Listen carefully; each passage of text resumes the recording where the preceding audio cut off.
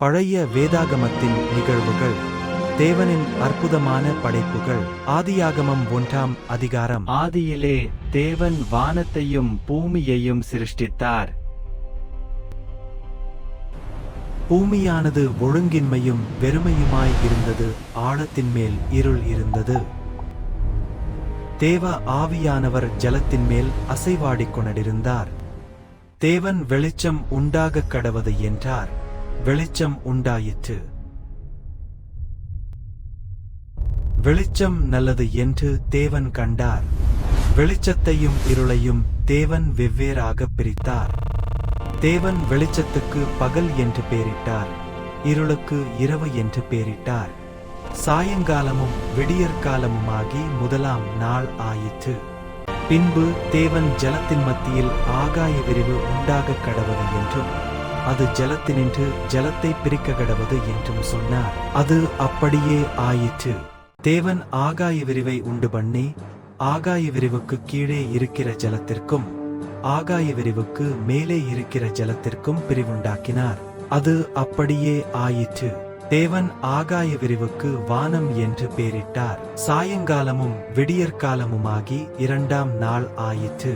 பின்பு தேவன் வானத்தின் கீழே இருக்கிற ஜலம் ஓரிடத்தில் சேரவும் வெட்டாந்தரை காணப்படவும் கடவது என்றார். அது அப்படியே ஆயிற்று. தேவன் வெட்டாந்தரைக்கு பூமி என்றும் சேர்ந்த ஜலத்திற்கு சமுத்திரம் என்றும் பெயரிட்டார். தேவன் அது நல்லது என்று கண்டார். அப்பொழுது தேவன் பூமியானது புல்லையும் விதையை பிறப்பிக்கும் பூண்டுகளையும் பூமியின் மேல் தங்களில் தங்கள் ஜாதியின்படியே கொடுக்கும் கனிவிருச்சங்களையும் முளைப்பிக்க கடவது என்றார். அது அப்படியே ஆயிற்று. சாயங்காலமும் விடியற்காலமுமாகி மூன்றாம் நாள் ஆயிற்று. தேவன் பகலை ஆழப் பெரிய சுடரும் இரவை ஆழச் சிறிய சுடரும் ஆகிய இரண்டு மகத்தான சுடர்களையும் நட்சத்திரங்களையும் உண்டாக்கினார். சாயங்காலமும் விடியற்காலமுமாகி நாலாம் நாள் ஆயிற்று. தேவன் நீந்தும் ஜீவ ஜந்துக்களையும் பூமியின் மேல் வானம் என்கிற ஆகாய விரிவிலே பறக்கும் பறவைகளையும் ஜலமானது திரளாய் ஜனிப்பிக்க கடவது என்றார்.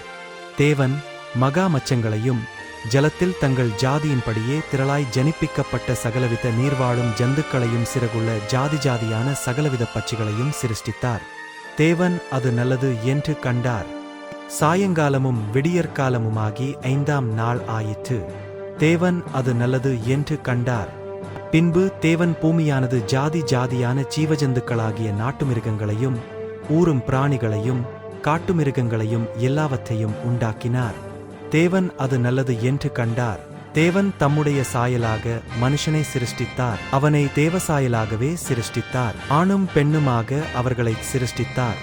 தேவன் அவர்களை நோக்கி, நீங்கள் பலுகி பெருகி பூமியை நிரப்பி அதை கீழப்படுத்தி சமுத்திரத்தின் மச்சங்களையும் ஆகாயத்து பறவைகளையும் பூமியின் மேல் நடமாடுகிற சகல ஜீவ ஜந்துக்களையும் ஆண்டு கொள்ளுங்கள் என்று சொல்லி தேவன் அவர்களை ஆசீர்வதித்தார்.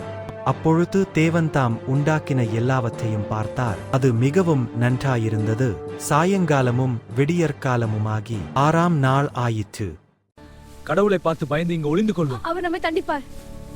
பார், அவர் நம்மை நோக்கி வருகிறார்.